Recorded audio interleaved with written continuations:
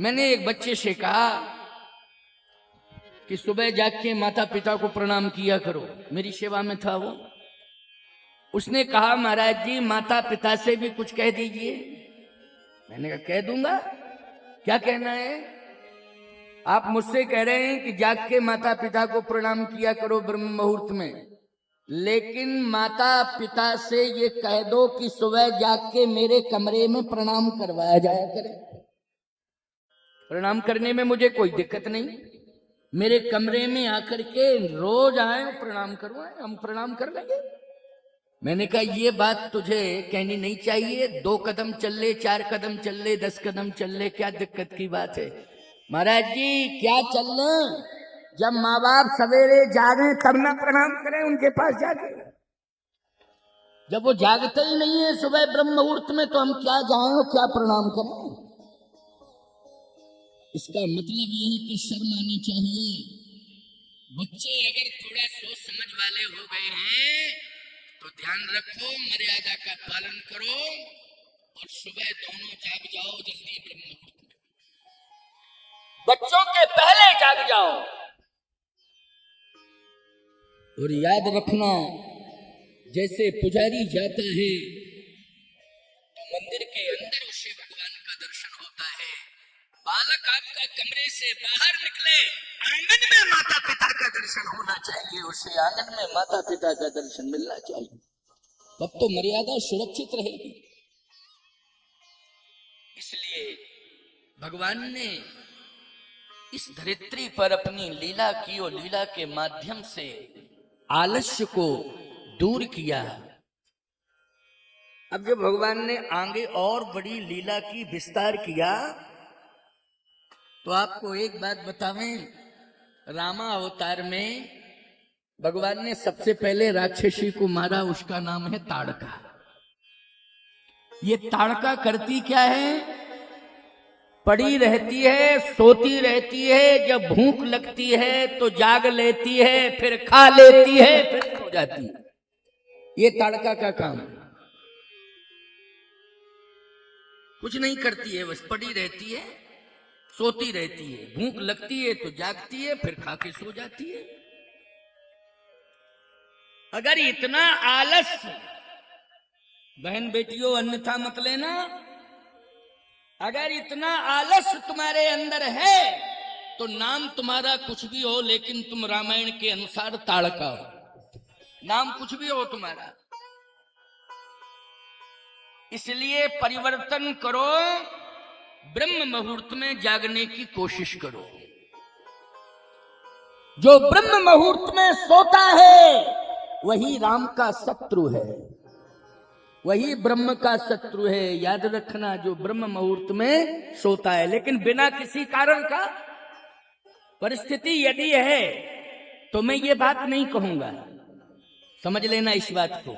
यदि कोई व्यक्ति अस्वस्थ है और वो पलंग पर लेटा है और हम पहुंच गए हैं, तो ईमानदारी से बताओ वो लेटे लेटे ही प्रणाम कर सकता है? बोलो भाई, उसको दोष नहीं लगेगा क्योंकि असमर्थ है।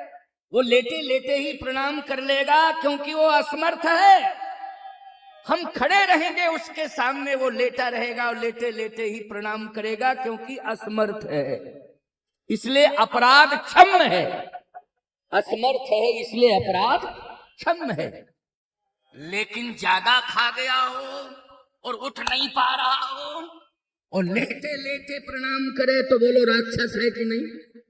कंफर्म राक्षस है। इसलिए यदि आप किसी कारण को लेकर के जागे हैं और विलंब से सोए हैं और विलंब से जग रहे हैं तो अपराध आपका क्षम्य है। लेकिन यदि आपने प्रतिदिन ऐसा नियम बना लिया है कि नहीं, हम चैलेंज देते हैं, हम ब्रह्म मुहूर्त में कभी जागेंगे ही नहीं, कुछ भी हो जाए, तो निश्चित रूप से आपके अंदर राक्षसत्व आ गया है। आपको परिवर्तन करना पड़ेगा, विचार करना पड़ेगा। भगवान राम ने, संत और भगवंत ने, दोनों ने एक ही यात्रा प्रारंभ की। वो संत विश्वामित्र जी महाराज हैं और भगवान राम। क्योंकि परिवर्तन हो और अभूतपूर्व परिवर्तन इसके लिए संत का प्रयास है। संत का प्रयास ये नहीं है कि केवल मेरा यज्ञ सफल हो जाए। अयोध्या जाने का अर्थ है, प्रभु राम को लाने का अर्थ है कि एक अभूतपूर्व परिवर्तन होना चाहिए। जब आप तीर्थ की ओर जाते हैं तो निश्चित रूप से आपका अभिमान शनई शनई शनई शनई दूर होता है, इसलिए तीर्थ की ओर जाया जाता है। अब प्रतिदिन तो आप तीर्थ नहीं जा सकते, लेकिन आपके समीप में जो मंदिर है वहां तो आप प्रतिदिन जा सकते हैं, जाना चाहिए। इसलिए तो मठ मंदिर बनाए गए हैं, इसलिए नहीं बनाए गए हैं कि हमने एक बार मंदिर बना दिया, प्राण प्रतिष्ठा करा दी, उत्सव मना लिया, पुजारी जाने, पुजारी का काम जाने, वो पूजा करे। नहीं, आप सबको जाना पड़ेगा। 10, 20, 25, 50 कदम, 100 कदम चल करके जाना पड़ेगा। तो जब आप नित्य जो है मंदिर में जाकर के 10, 50, 100 कदम चल करके दर्शन करेंगे तो आपको प्रतिदिन तीर्थ का पुण्य प्राप्त हो जाएगा, धाम का पुण्य प्राप्त होगा। इसलिए ये सहज और सुलभ हो गया आपके लिए। परंतु आप चाहो तब, लेकिन आप चाहते नहीं हो, आलस्य में हो, इसलिए रोज नहीं जा पाते हो, क्योंकि आलस पीछे पड़ गया। वो आलस नहीं जाने देता। वो आलस कहता है मत जाओ मत जाओ मत जाओ, चाय बुलाओ, चाय जल्दी बुलाओ। क्यों? बोले चाय से आलस दूर हो जाएगा। ऐसी मानसिकता बन गई है। नहीं नहीं नहीं, ये मानसिकता तुम्हारी ठीक नहीं है। चाय सुबह चाय मत मांगो, भगवान के दर्शन की चाह रखो जीवन में, बस इसी से परम कल्याण होगा। ये विश्वामित्र महामुनि ज्ञानी, विश्वामित्र महामुनि ज्ञानी, बसहि विपिन शुभ आश्रम जानी, बसहि विपिन शुभ आश्रम जानी। तब मुनिवर मन कीन विचारा, तब मुनिवर मन कीन विचारा। प्रभु अवतरे हरण मही भारा, प्रभु अवतरे हो हरण मन भारा। प्रभु अवतरे हरण मही भारा, प्रभु अवतरे हो हरण मही भारा। यही मिश देखो पद जाई, यही मिस देखो पद जाई, यही मिश देखो पद जाई, यही मिस देखो पद जाई। कर बिनती आनो दो भाई, कर बिनती आनो दो भाई, कर बिनती आनो दो भाई, कर बिनती आनो दो भाई, कर बिनती आनो दो भाई।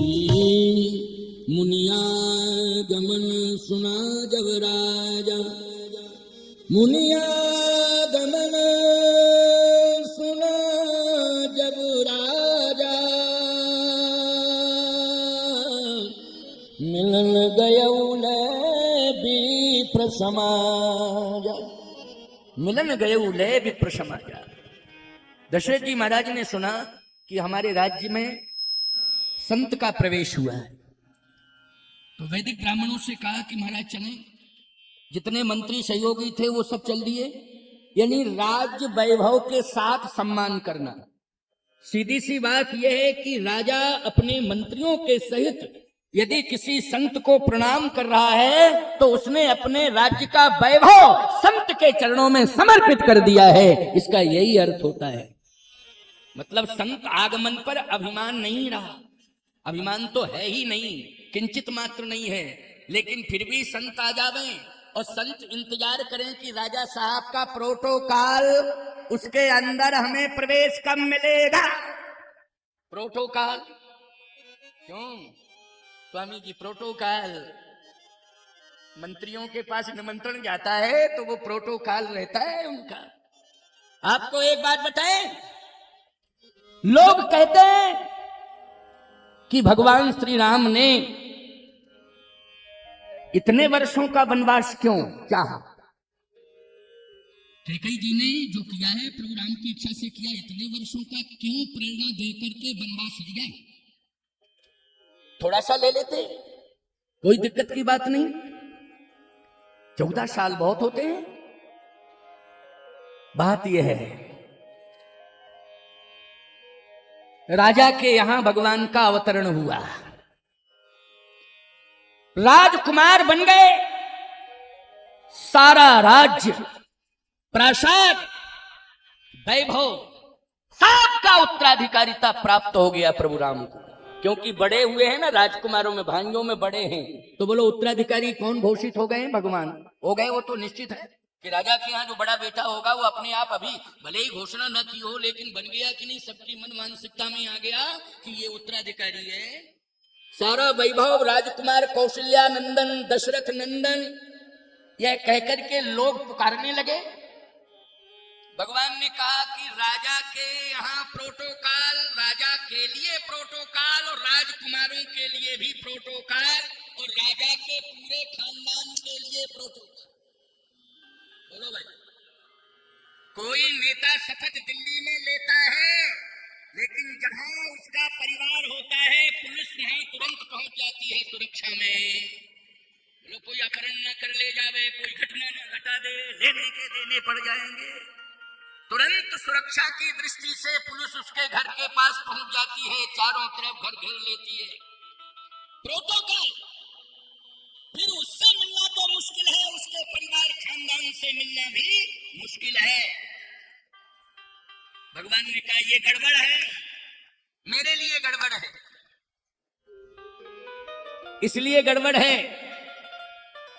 क्योंकि हमारे भक्त हमसे मिलना चाहेंगे और सबसे प्यारे लाडले प्यारे हमारे संत हैं, वो हमसे मिलना चाहेंगे, लेकिन ये प्रोटोकॉल ठीक से मिलने नहीं देगा अयोध्या में। इसलिए 14 साल का वनवास मांगना है, ज्यादा से ज्यादा दिन वन में कटें। जल्दी राक्षस मर जाएंगे, कुछ महीने कुछ साल के अंदर ही मरेंगे, लेकिन ज्यादा से ज्यादा संतों से और भक्तों से बिना प्रोटोकॉल और बिना प्रभाव के हम चित्रकूट में मिलेंगे। जहां कोई चार दीवारी नहीं होगी, कभी भी किसी भी समय कोई कहीं से प्रवेश कर जाए, हम स्वतंत्र रूप से सबसे मिलेंगे। बोलो, ये सोच किसकी है? प्रभु राम की सोच। बोलो, है कि नहीं? इसलिए सावधानी से सुनो मेरी बात को। ये तो धार्मिक राज्य है कि विश्वामित्र जी महाराज गए और मंत्रियों के सहित महाराज ने अपने सोने का मुकुट उनके चरणों में रख दिया। इसका मतलब समर्पण है। और जिस सिंहासन पर बैठते थे उस सिंहासन पर बिठा दिया। कर दंडवत मुनहि सन्मानी, कर दंडवत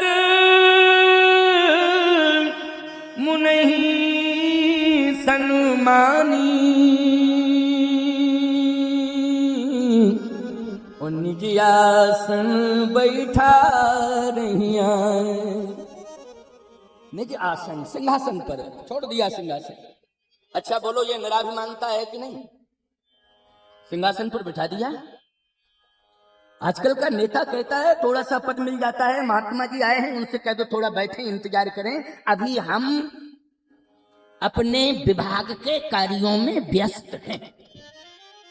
विभाग के कार्यों में व्यस्त हैं कि भाग खराब करने में व्यस्त हो? विभाग नहीं, भाग ही खराब करने में लगे हो अपने, इतने व्यस्त हो। नहीं नहीं नहीं, संतों को प्राथमिकता दो। यदि पहुंच जाए तो अपने भाग्य की सराहना करो। संत कोई अपना निजी काम लेके नहीं जाता है, निजी कार्य से नहीं जाता है। संत जब भी जाएगा तो कोई धार्मिक कार्यक्रम हो रहा होगा तभी सूचना देने जाएगा, या उसका कोई प्रतिनिधि जाएगा। उस निमंत्रण को ही समझ लेना चाहिए कि यही महापुरुष की पत्रिका आ गई है, तो ये महापुरुष का आशीर्वाद आ गया है। उसे माथे से लगाना चाहिए और उपस्थिति दर्ज कराना चाहिए बिना किसी प्रोटोकॉल। और यदि नहीं कर रहे हो तो याद रखना, ये देश के लिए अच्छा नहीं है और व्यक्तिगत नेतृत्व देने वाले के लिए भी अच्छा नहीं है। मैं किसी का नाम नहीं लेता हूं ना, किसी पार्टी का नाम लेता हूं ना, व्यक्तिगत किसी का नाम लेता हूं, लेकिन चेतावनी दे देता हूं। जैसे कबीर बाबा नाम नहीं लेते थे, लेकिन जब लोग पूछते थे महाराज संसार में क्या हो रहा है, लगता है कि कोई अब सत्य रह ही नहीं गया, किसी में सत्य नहीं रह गया, धर्म किसी के जीवन में नहीं रह गया महाराज, हमें तो ऐसा लग रहा है। तो कबीर बाबा किसी का नाम नहीं लेते थे। यही हाल सूरदास जी महाराज का था, यही कबीरदास जी महाराज का हाल था, यही तुलसीदास जी महाराज का हाल था। तो याद रखना, तुरंत ही बोल पड़े कौन कबीर, सब जग अंधा मैं कहीं समझा, ए सब जग अंधा मैं कहीं समझाऊं। बगल में सूरदास जी बोले कूपई भांग पड़ी। संत है वो तो अपनी अपनी मस्ती में कूपई भांग पड़ी। कबीर कह रहे सब अंधे हैं, सूरदास जी बोले कुएं में भांग गिर गई है, उसी का पानी सब पी रहे हैं, इसलिए सब नशे में हो गए हैं। सब नशे में हो गए क्योंकि कुएं में भांग पड़ी है, उसी कुएं का पानी सब पी रहे हैं। अब बताओ भाई किसको होश में लाए, सबही बेहोश। संतों की वाणी अटपटी है, लेकिन अयोध्या राज्य के राजा से शिक्षा लो। ये है दशरथ। और दशमुख ने क्या किया था, दशमुख ने महात्माओं को पकड़ के कारागार में डाल दिया और महात्माओं को दंडित किया। ये दशमुख है। और दशरथ ने अपना स्वर्ण मुकुट, राज मुकुट विश्वामित्र जी के चरणों में रख दिया। कर दंडवत मुनि सन्मानी, इसका अर्थ यही है, दंडवत मानी लकड़ी की तरह गिर पड़े। तो लकड़ी की तरह गिरे हैं तो बोलो मुकुट आ गया चरणों में कि नहीं आ गया? मुकुट चरणों में आ गया। कर दंडवत मुनि सन्मानी, निज आसन बैठा रैया। सिंहासन छोड़ दिया, उस पर कहा महाराज पधारो बैठो। सिंहासन पर बिठाया। विश्वामित्र जी सिंहासन पर बैठने नहीं आए थे, लेकिन राजा का आदर्श, उच्च विचार, इक्ष्वाकु वंश की परंपरा, संतों के सम्मान की सर्वोत्कृष्ट है। इसलिए उस मान्यता के अनुसार आज श्री विश्वामित्र जी को सिंहासन पर बिठाया। इसके बाद देखें आप, ये चरण पखार कीन यति पूजा, चरण पखार कीन यति पूजा, चरण पखार कीन यति पूजा, चरण पखार कीन यति पूजा। मोशम आज धन नहीं दूजा, मोशम आज धन नहीं दूजा, मोशम आज धन नहीं दूजा, मोशम आज धन नहीं दूजा, मोशम आज धन नहीं दूजा, मोशम आज धन नहीं दूजा। विधि भांति भोजन करवावा, विधि भांति भोजन करवावा, विधि भांति भोजन करवावा, विधि भांति भोजन करवावा। मुनिवर हर्ष हृदय सुख पावा, मुनिवर हर्ष हृदय सुख पावा, मुनिवर हर्ष हृदय सुख पावा, मुनिवर हर्ष हृदय सुख पावा। विविधि भांति भोजन करवावा, पूजा की, आरती उतारी, चरण धोकर के महाराज ने चरणोदक लिया है। देखिए ये राजा हैं, एक फकीर का सम्मान कर रहे हैं।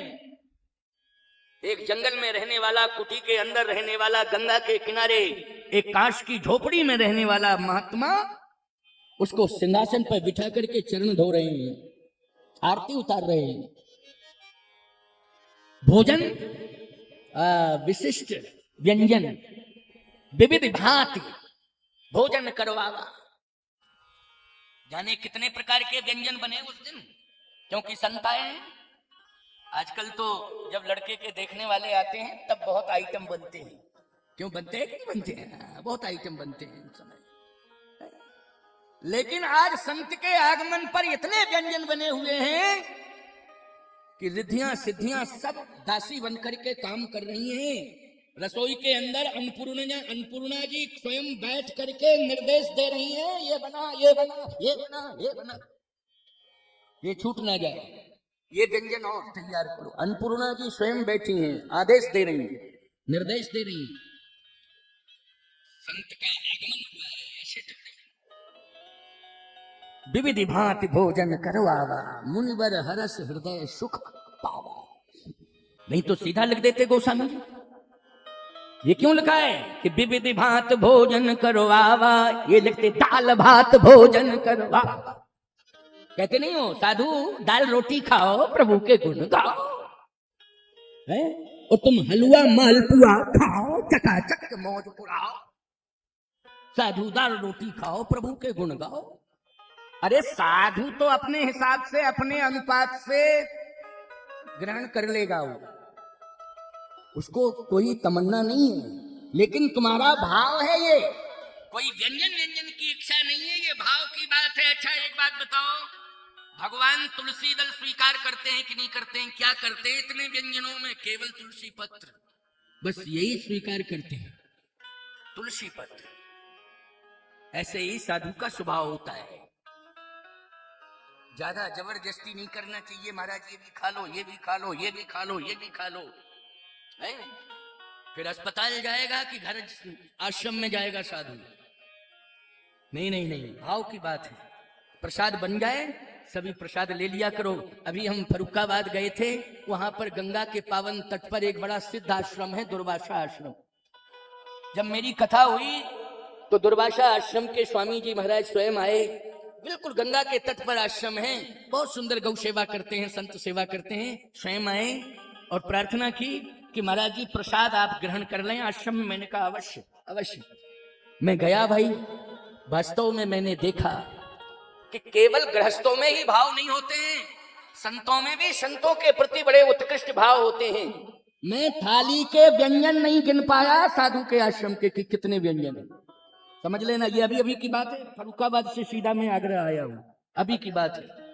बड़े उच्च कोटि के महात्मा हैं, बहुत विशाल गंगा जी के पावन तट पर ही विशाल राम मंदिर बनवाया है। अभी प्रतिष्ठा होने वाली है। हाथ जोड़ के प्रार्थना कर रहे थे कि महाराज पधारिएगा। अभी 2 साल पहले एक कथा कराई थी, 2 या 3 साल हो गए होंगे, तभी भूमि पूजन हुआ था राम मंदिर का। मलुक पीठाधीश्वर राजेंद्र दास जी ने वहां कथा कही थी, तो उसमें भूमि पूजन हुआ। बोले महाराज जी अब जैसे ही प्राण प्रतिष्ठा हो तो आपके श्रीमुख से कथा हो जावे। मैंने कहा ठाकुर जी की इच्छा है तो हो जाएगा। वृद्ध संत हैं, 80, 85, 87 वर्ष की आयु है, लेकिन अभी भी केले की छाल की लंगोटी धारण करते हैं और सुबह जागते हैं 3 बजे और सबसे पहले गौशाला में चले जाते हैं और गौओं का गोबर अपने हाथ से उठाते हैं और अपने हाथ से झाड़ू लगाते हैं। 87 साल की उम्र में। बोलो भाई, 87 साल में यह महात्मा का कर्तृत्व और व्यक्तित्व, कोई आलस प्रमाद नहीं है। मेरी आंखों में आंसू आ गए कि ऐसे संत अब तो कम ही रह गए हैं ना। और आपको सही बतावें, मुझे अभी तक वो दृश्य नहीं भूल रहा है। जब मैंने प्रसाद पाया और थाली अंदर चली गई तो बोले महाराज जी का कहाँ है, हम उच्छिष्ट ग्रहण करेंगे। और वो महात्मा दौड़ा दौड़ गए, बोले नहीं नहीं, उसमें से महाराज का जो उच्छिष्ट है वो हम अवश्य ही लेंगे। सोचो कितना बड़ा भाव है।